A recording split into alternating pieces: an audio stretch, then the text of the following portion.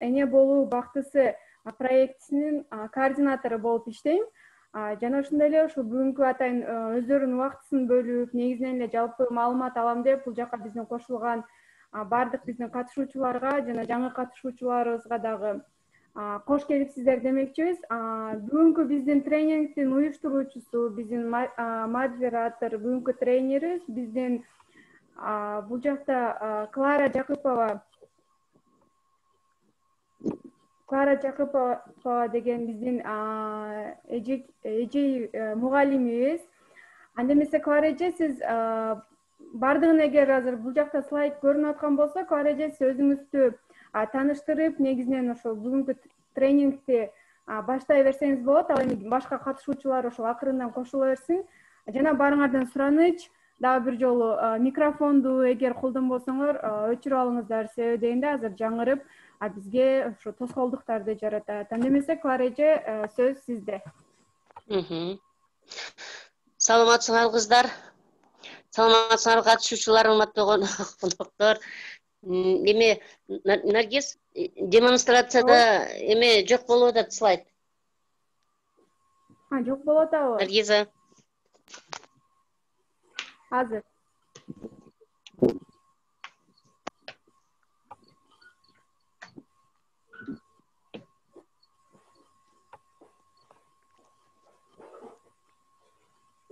Чыктыбы? Жок.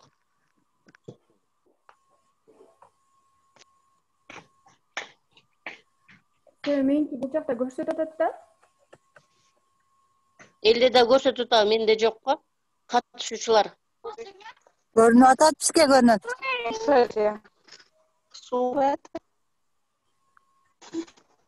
Экранды сол жакка жымдырса, ошол жакка. Не жол,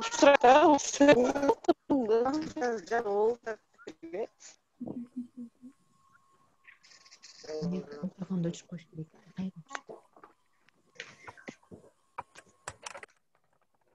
Башка катышуучуларга слайд көрүнөт.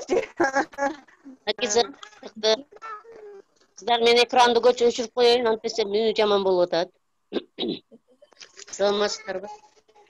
Урматтуу бүгүнкү тренингдин катышуучулары, бул биз баштаган, биз бүгүн өтө турган тема, деги эле жакындан бери көтөрүлүп келаткан бул тема көпчүлүк ата аттуунун кыз жигиттин жүрөгүнөн өтө турган темалардын бири болуп атат. Угулуп атабы, Наргиз?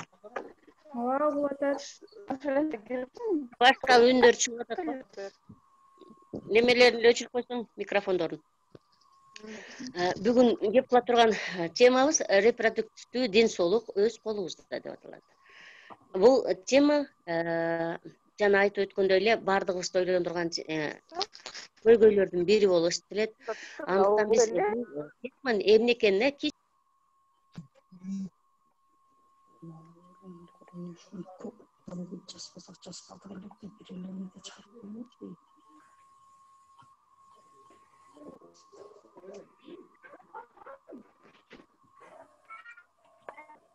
угулбай атабы? Жок, эми угулду, жаңы эле микрофонуңуз ий болду. Жок, өчкөнмө жок болчу. Угулбай атат. Ушул теманын терминдин өзүнө кайрылып алалы. Репродуктивдүү ден соолук бул организмдин жалпы абалы болуп. Ал көрсө эненин курсагындагы жашоо образы менен атанын ден соолугуна байланыштуу келип чыккан ден соолуктун абалы экен. Репродукция деген өзү жаралуу дегенди билдирет экен, бизче которгондо жаралуу, көбөйүү дегенди. Репродуктивдүү ден соолук термини азыркы учурда демографиялык илим менен тыгыз байланышып, адамдардын өлүмү, төрөлүшү, адамзаттын өнүгүшү жөнүндө изилдөөнү менен алектенүү менен тыгыз байланышып келатат экен бул термин. Терминди мындай тар чөйрөдө алганыбызда, бул жыныстык органдардын системасындагы абалы, оору, ал иштен чыгышы менен чектелип калса, анан кенен чөйрөдө азыркы учурда кенен чөйрөгө таралып, кенен мааниде колдонулуп атканы бул адамдардын душевный абалындагы бул термин. Ошондогу коомдогу жетишкен ордун дагы эске алып кабыл алып аткан мезгил экен. Ошондуктан түздөн түз бул репродуктивдүү ден соолук менен кызыккандар бир эле врачтар эмес, азыркы мезгилде психологдор дагы, социологдор дагы буга көңүл буруп, бул терминдин үстүндө иштөөнү жолго коюп аткан мезгил экен да. Мына ушундай учурда биздин жаштарыбыздын келечеги үчүн мынантип үн кошуп, биз дагы жүрөк көйгөйүн алдыга алып чыгышыбыз менимче заманбап эле көрүнүш болуп эсептелет. Зарылчылык болуп эсептелет деп ойлойм да.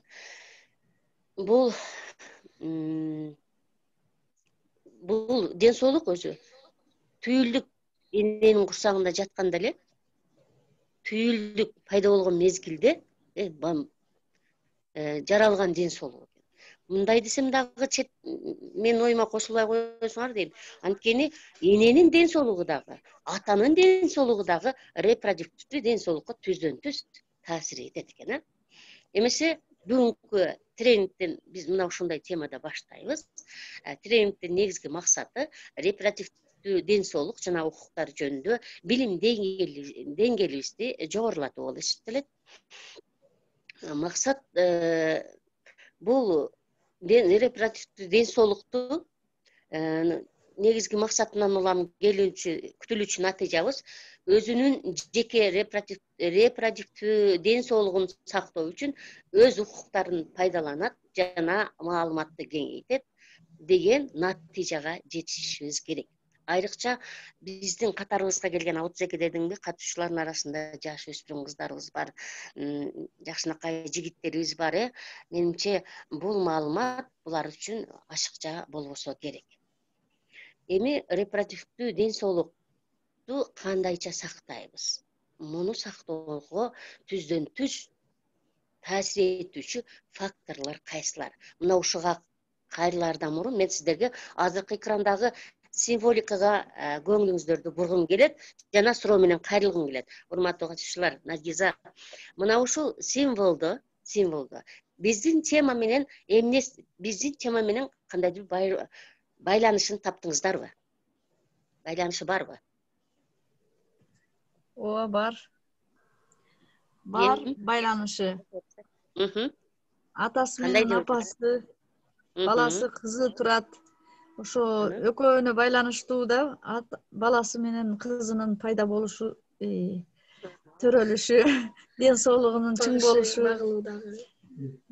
бир үй бүлөнү көрсөтүп турат. Бир сөз менен айтканда үй бүлө да булар. Үй бүлө, түндүк астындагы үй бүлө. Демек, бакубат үй бүлө болгондо дагы, бакубат, мындай айтканда идеалдуу, биз күткөн, биз самаган үй бүлө. Ал эми кол бизге окшогон, сизге окшогон адамдардын мына ошон үчүн болгон күрөш, ушуну сактап калалы. Ал эми түндүк кыргыз дүйнөсүндө, кыргыз элинин кыргыз дүйнөсүндөгү улуттук үйүнүн түндүгү. Эң сону байкагансыздар, туура мен ушул символика менен бүгүнкү теманы байланышын мына ушинтип биз силерден күткөнмүн, ачып берет деп. Рахмат. Эмесе репродуктивдүү ден соолукка таасир этүүчү факторлор менен таанышалы. Кийинки слайд. Наргиза, кийинки слайдты берип кой. Репродуктивдүү ден соолукка таасир этүүчү факторлор болуп, эң негизгиси адамдын өздүк гигиенасы жана сергек жашоо образы экен. Экинчи, жыныстык системалардын тазалыгы, сезгөнүүнүн алдын алуу, ар кандай оорулардан алдын алуу. Үчүнчү, кош бойлуулукту пландаштыруу. Төртүнчү, балансташтырылган тамак аш. Бешинчи, ден соолук жана климаттык шарт. Алтынчы, жаштарга кеңеш жана психологиялык колдоо көрсөтүү деп факторлорду мына ошондой деп санап атабыз. Эми сиздердин оюңуздарча бул факторлордон сырткарыдагы кандай шарттар, кандай факторлор репродуктивдүү ден соолукту сактоого өбөлгө боло алат деп ойлойсуздар? Азыр учкай гана кетип атабыз. Адамдын өздүк гигиенасы, сергек жашоо образы дейт. Бул ден соолук. Өлкөдөгү тынчтык, Туура тамактануу. бийлик, туура тамактануу. Балансташтырылган тамак аш деген ошого кирсе болобу? Ошого кирип кетеби, Туура. Туура. Өлкөдөгү тынчтык, демек, Адилеттүү бийлик. Стабилдүүлүк, Ооба. Стабилдүүлүк, мамлекетте стабилдүүлүк болбосо, ойдогудай үй бүлө деле болушу кыйын деген ойду айтасыздар. Туура, рахмат. Кошумча. Дагы. Биринчисинен чечмелеп кете берели анда, Силердин оюңар аябай сонун болду. Буга кошумча факторга 7-чи кылып жазып койсок болот. Демек, өлкөбүздөгү стабилдүүлүк экен. Бул жерде биринчи фактор адамдын өздүк гигиенасы жана сергек жашоо образы. Кана кыздар, адамдын өздүк гигиенасы дегенде эмнени түшүнөбүз? Жашоодо эң биринчи болгон бул гигиенада. Эгер тазалык болбосо, азыркы чыгып аткан деле айтылып атат го, тазалык болсун деп. Эң биринчи тазалыкка көрүшүбүз керек да. Эң жөнөкөй режимди сактоо, убактыбыз менен иштеп, убактысы менен эс алуу, убактылуу тамак. Азыркы күндө ар бир үй бүлөдө мындай сиз көрсөтүп аткан умуаликтер жок. Ыстык суу, муздак суу менен камсыз болгон эмеспиз. Ооба. Демек, өздүк гигиенаны кандай гана шарт бул, кандай гана жерде жашабасын, бирок сактоого Туура. аракет керек. Туурабы? Ооба. Өздүк гигиенаны туура сактасак, бул ден соолугубуздун чың болушуна чың болот да. Чың болот, туура. Анан экинчиден ушундай жашоого карата умтулуу да керек, туурабы? Отура бербестен бизде шарт. Ар бирибиз өзүбүз аракет жасашыбыз керек. Үйгө шарт ар бирибиздин өзүбүздүн колубузда. Туура. Репродуктивдүү ден соолукта кийинки слайд көрсөтсөң. Кийинки слайд неме? Наргиз. Наргиза. Менин телефонум көтөрбөй, анан ушундай болуп калды. Буга кандай дейсиздер? Ар бир адам ар бир кыз киши, бул аял киши дейбизби, бул нерсени колдонот. Туура пайдаланыш керек деп ойлойм. Туура, буну колдонот, туура пайдаланыш керек. Тазалыктын булагы ушул жактан кетет. Биз айткан репродуктивдүү ден соолуктун башаты мына эне үчүн, кыз үчүн ошол жерден башталат экен деген ой, туурабы кыздар? Кошуласыңарбы? Ооба, туура, ооба. Жанагы Биринчиден окуучуларга, үйдөгү апалар айтыш керек кыздарга. Эне деген бардык сырын кыздар апасына айтыш керек. Мына ошол апасынан кийин анан мугалимдер ошол окуучуларга жеткириш керек. Андан кийин могу женсоветтер мүмкүн болушунча врачтар менен көбүрөөк жолугуш өткөрүш керек да. Ооба. Туура, арабызда аябай женсовет дегендерди окуп калдым, женсоветтин неме тырайымдары бар экен. Туура, өз иштеринде, иш чараларында мына азыркы мезгилде ушуга көбүрөөк мындай багыт алышыбыз керек экен, багыт алышыбыз керек. Рахмат.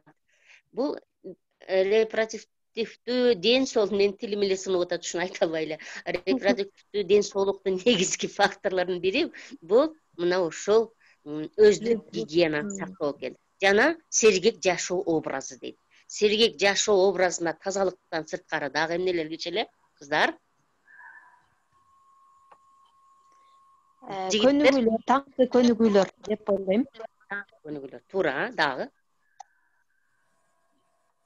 Эң сонун таңкы көнүгүүлөр адамды энергия берет, эртең мененки. Ооба. Дагы сергек жашоого. Сергек жашоого спорт менен ашыгуу дагы кирсе керек. Спорт менен ашыгуу, анан алкоголдук ичимдиктер, алардан алыс болуш керек, мүмкүн болушунча. Азыр андайдын кажети деле калбады го, жашоодо андай нерсе азайып да калды. Аялдар эмес, эркектер деле токтотуп калды. Анан сергек жашоо дегенде эң биринчи ушу саатына ылайык укташ керек, үйдө көбүрөөк кыймылдаш керек. Анан мүмкүн болсо кыздарды ооруштан алысыраак кылыш керек. Ооруштен, газдалган суусундуктарды да кошуп кетер элем. Кола, фанта, энергетикалык суусундуктар. Эми алар дагы энергетик мүмкүн туура эмес, мүмкүн болушунча кыздар түшүндүрүш керек да, алардын терс сапаттарын, ден соолукка зыян экенин түшүндүрүш керек. Анан мүмкүн болушунча жылуураак кийиниш керек. Ушул сергек жашоого мынандай жанагындай жашоого жеңил көз караш менен жеңил жанагы поведение алып жүрүүнү кошсок болобу? Жаман жолдо жүрүү, мисалы мындай одон айтканда сергек жашоого кошсок болот менимче. Кошсок болот экен. Ошентип биринчи факторубузду биз жыйынтыктап атабыз кыздар. Мен аябай менин оюма кошулуп, өзүнүн оюн кошумча бергендерге чоң рахмат азыркы катышканыңыздарга. Биринчи факторубуз мына ушул болду. Экинчи факторлордун бири бул жыныстык системалардын тазалыгы сезгенинин алдын алуу. Азыркы эле сергек жашоого байланышып кеткен, баланы жатында пайда кылуудан мурун жыныстык системалардын тазалыгына дагы, анан эненин дагы, атанын дагы ден соолугунун чың болушуна көңүл буруубуз экинчи факторду түзөт экен. Бул жерде эми биз айтпасак деле түшүнүктүү болуп калды. Бул жөнүндө кичине учкай биринчисин айтып кеттик. Сөзсүз тазалык жана тазалык болуш керек экен. Сезгенүүлөрдүн алдын алуу дейт. Сезгенүү, анан булардын алдын алууга жанагы путный жолдо жүрүү, тескери жолдо жүрүү жаштарга өтө кооптуу болот экен. Бул эгерде көрүнгөн менен мамилелеш болсо, анда бул пландалбаган бала болуп калышы мүмкүн экен. Уурукчан бала болуп калышы экен. Дени сак бала төрөлгөн менен пландалбаган бала болот. Пландалбаган бала болгондон кийин анын жашоосу, анын багуусу, элге аралаштыруусу жана жаш ата-эненин элге ошол баланы алып чыгышы дагы психологиялык жактан үчөөнө тең катуу таасир эткен балага деген ойду айткым келет да. Бул экинчи фактор болот экен. Сиздердин кошумчаңыздар барбы? Катышуучулар угулуп атабы? Ооба, угулуп атат. Эгер кошумча болбосо өтүп кете берели, Үчүнчү факторубуз. Үчүнчү факторубуз бул сергек жашоого, балансташтырылган кош бойлуулукту пландаштыруу. Үчүнчү факторубуз бул кош бойлуулукту пландаштыруу. Жанагындай эле жаман жолго барып, жеңил ойлуулук кылсак, кош бойлуулукту аргасыз көтөргөн кыздарыбыз көп болуп атат, кээде. Ага кимдер күнөөлүү экен деп жигиттерди сөзгө тарткым келип турат бул жерде. Кош бойлуулукту пландаштырууда кимдин ою күчтүүлүк кылат? Кандай деп ойлойсуздар, жигиттер?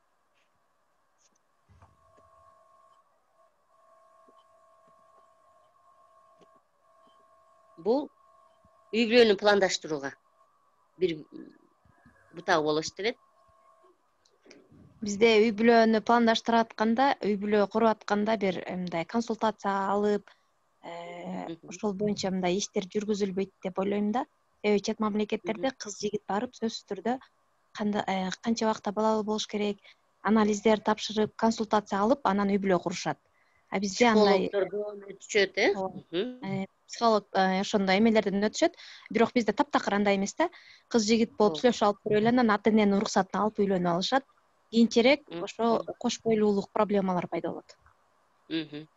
Кош бойлуулук болгондон кийин ал кандай өтөт, кош бойлуулук мезгилинде? Баланын ден соолугу кандай болот? Ал жөнүндө эч кимдин ою жок, бизде. Менде бар. Ал эмес ушу тактыкта. Мен как айтат элем. Токсикоз мезгилинде дагы ошол үй бүлөдө жашап Мен айтат элем да, мынагы кош бойлуулукту пландаштыруу деп айтып атасыңар. Өзү негизи мен врачмын, көбүнчө эле мен аябай семинарларга катышкам, окуучуларга кош бойлуулук эмелердин эмесинен дагы эң негизги эме карманууну айтыш керек да, кармануу. Анткени биринчи булардын окуу, ата энесинен тарбия көрүү, а эгерде биз кош бойлуулук булардын эмеси анда буларга мындай позволение болгондой болуп калат да. А биз ошон үчүн биздин райондо, Аксы районунда мисалы үчүн биз көбүнчө эле ушул эмелерди түшүндүргөн учурда кармануу, ошол анда да канча жаштан баштап турмушка чыгыш керек. Себеби ошол баланын баягы кыздын, баланын дагы кулагына мындай угул не болуп калат да. Анткени биз эгерде кош бойлуу пландаштыруу моундайларды айтсак, анда мындай боло берет экен демек деп кээ бирлери ошондой ойго кетиши мүмкүн деп ойлойм да, менин оюм. Айнурасыңбы? Айнурасыңбы азыр? Сиз кошулган ким эле? ооба. Айнура кошулдуңбу? Эң туура Айнура, мен деле ошол кош бойлуулук жөнүндө биздин кыздарыбызга кеп кылышыбыздын өзү сен оюң аябай кошулам да. Бул ашыкча нерсе дейт да. Ашыкча нерсе. Бул Европанын тартибиндегидей болуп атабыз. Баягы алдын ала кармануусу керек. Анан боюңда болуп калбасын. Боюнда болтурбай эле жакындашуу керекпи? Ушундай суроо келип калат да, туурабы? Ушундай суроо аргасыз келет алдыңа. Эмне боюңда болбосо эле жакындашып жүрө беришиң керекпи? Жок. Негизи кош бойлукту пландаштыруу бул үй бүлөлүү адамдар үчүн болуп, репродуктивдүү ден соолукту сактоо ушул жерде дагы бар деген гана ой болуш керек. А бирок биз кыздарыбызга, күлгүндөй болгон, кызгалдактай болгон кыздарыбызга биз кош бойлуулукту пландаштырууга мындай сен айткандай агитация үгүттөгөндөй болуп калат экенбиз да. Бирок бул жерде менин оюмча кош бойлуулук пландаштыруу жаш үй бүлөлөргө карата болуш керек. Анан сактануу керек, алдын алуу керек деген сөздү мен дагы сага окшоп каршымын да. Бул жөнүндө кеп кылгың деле келбейт. Эми убагында жанагы ЗОЖ деп мектеп программаларына деле киргизип аткан го, учкай сөз болуп кетиш керек. Бирок алдын алыш керек, сактаныш керек. Анан кээде үй бүлөнү сактоо үчүн, үй бүлөнү өнүктүрүү үчүн, бекемдеш үчүн дагы бул планирование керек болот экен да, менимче. Анан репродуктивдүү ден соолуктун чың болушуна пландаштыруу дагы өзүнүн таасирин тийгизет деген фактор болуп эсептелет. Суроо барбы кыздар бул боюнча? Кошумча барбы? Ооба, мен дагы ошол боюнча өзүмдүн оюмду айтып кетсем. Биринчиден бизде бул жакта ушул кыздар дагы бар, кыздарды дагы уялбай, тартынбай, негизинен өзүңөрдүн оюңарды билдирүүгө чакырмакчымын. Себеби баарына эле белгилүү болгондой, буга чейин тренингке катышкандар азыр мисалы жаңы кошулган биздин жаңы бул жакта мүчөлөрүбүз, катышуучуларыбыз бар экен. Федерациянын бул кыздардын 18 жашка чейинки өспүрүм кыздардын федерациясы. Жана ошондой эле бизде негизги принциптердин бири бул 18 жаш. Мисалы 18 жашка чыга электер 18 жашка көтөрүлөбүз. Ал эми 18 жаштан төмөн болгондор кайрадан ушул 18 жашыбызды эстеп, кайрадан ошого кайтып келебиз. Ал эми мунун мааниси бул жакта эч кандай уялуу болбостон бардыгыбыз эле уялбай, тартынбай өзүбүздүн оюбузду эркин билдирип, суроолор болсо ошол суроолорго жооп алууга жакшы бир шарттарды түзүп бергенге аракет кылып атабыз. Жана ошол кыздар силер да активдүү катышкыла демекчимин. Андан кийин кош бойлуулукту пландаштыруу дегенде чындыгында жалпысынан алганда бул мисалы биздин када салтка, негизи кыргыздардын кандай десек жашоо образына туура келбеген нерсе экенин баардыгыбыз билебиз, кошулабыз. Бирок ошол эле учурда мисалы статистика же болбосо ушундай улуттук изилдөөлөрдү алганда мисалы жылына 13 жаштан 16 жашка чейин 5-6 миң кыз аборт кылдырып атат, же болбосо жалпы үйлөнгөндөрдүн мисалы жалпы санынын башкача айтканда 26% бул 18 жашка чейинки өспүрүм кыздар түзөт деген сыяктуу фактылар. Ошол эле биз айтып аткан жанагындай таасир болгондо ошол эле кинолор, ошол эле интернет кандайдыр бир деңгээлде ошо өзүнүн таасирин берип койгон да. Андан кийин ошол себептен үй бүлөнү пландаштырууну негизинен жалпысынан айтыш керек. Себеби дегенде биз ошол үйрөнүп көрүп атпайсызбы, мисалы ар кандай оорулар болуп атат, мисалы ошол эле тамактануу, ошол эле жашоо образында жашоонун талаптары, азыркы адамдардын жашоого болгон көз карашы дагы өзгөрүп атат да. Анан бул азыркы замандын талабы болуп атат да. Анан ошол себептен дагы буга көңүл бөлүш керек деп ойлойм. Бул биринчиден, ал эми экинчиден ошол тилекке каршы биздин коомчулукта бул маселе бар, бул маселе жаралган. То есть биз айтпаш керек, кылбаш керек деген менен уже жаш өспүрүм кыздар булардын баардыгын көрүп, билип, өзүнүн жашоосунда кылып жатат. Анан ошол себептен келечекте мындай көрүнүш болбош үчүн биз алдын алуу иретинде мындай маалыматтарды беришибиз керек. Бирок маалымат бергенде бул боло берет же ооба кылса болот экен деген сиз айткандай эле мааниде эмес. Негизи бул болбойт, туура келбейт. Бирок эгер ошондой сыяктуу жагдайларга, учурларга келип калсаңар, анда маселени ушундай жолдор менен чечиш керек же чечүүгө аракет кылыш керек деген мааниде маалымат берилиши керек деп ойлойм. Наргиза туура. Мен да ушул ушундай сөздөрдөн кийин анан статистикага кайрылайын дедим эле, бирок бизде бар да. Бизде бар. Менде бар да кошумча. Бул эмени айтыш керек. Менде бар да дагы кошумча. Силер айтып аткан туура, айтыш керек, бирок аны айтыш керек 11-класс ушуларга. Ал эми могу кээ даже менструацияны түшүнбөй жатат да, кээлеричи.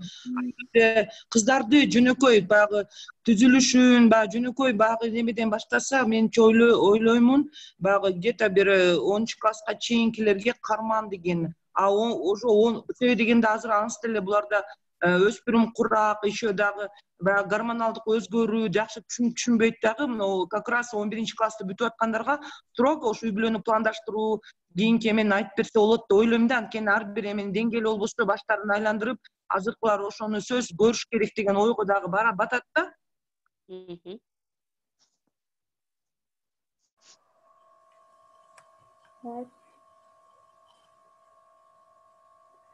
Бул жерде жалпы катышуучуларга кайрылуу. Азыр бизде бул жакта Zoom'да тилекке каршы система негизинде ушундай убакытка чектелүү бар да. Анан азыр ошол 7 мүнөттөн кийин өчүп калышы мүмкүн да. Анан ошол учурда биз кайрадан экинчи ссылканы жиберебиз. Ошол экинчи ссылка аркылуу баардыгыңыздар кирип, дагы маалымат алып, активдүү катышып, то есть ушу менен жыйынтыктап эле чыгып кетпестен, маалыматтын жарым-жартылай албастан аягына чейин баардыгыңыздар биз менен чогуу активдүү катышкыла демекчибиз. Андан Кларача, анда кийинки слайдты кое берейинби? Кийинки слайдты кое бер. Менин немем экраным дагы жок болуп кетти азыр. Кийинки слайд балансташтырылган тамак аш болуш керек, Ооба. Балансташтырылган тамак аш, Менде болуп калды. Эми репродуктивдүү ден соолуктун чың болушуна сөзсүз түрдө баланс тамак аш, туура тамактануу талап кылынат экен. Буга сиздердин оюңуздар кандай? Жанагы азыр менде экран көрүнбөй атат, бирок үнүм угулуп атат, Экранда көрсөтүлгөн обильный тамак аш, витаминдүү жакшынакай тамак аштар баардыгы эле үй бүлөдө болбойт. Бирок ошентсе да биз эмнеге көңүл бурабыз? Туура тамактануу дегенде эмнени түшүнөбүз? Келгиле, кыздарыбыз, сиздер катышкылачы? Эжеке, мен айтсам болобу? Айта бер, Аймерим, сен бер. Эжеке, бул жерде эртең менен биз күндө дайыма туура тамактанбайбыз, көп учурда элечи. Эртең менен өзү суюктукту көп ичиш керек. Анан түштө бул өтө эле мындай күчтүү тамактарды жеш керек. Кечкизи болсо саат 7ден кийин уже тамак жегенге болбой калат. Биздин организмдерге кыйналып калышы мүмкүн, аш болбой. Туура. Мен кошумчалайм. Мен аксыл болом. Азыркы кыздар биздин кыргыздардын жашоо турмушуна туура келбейт.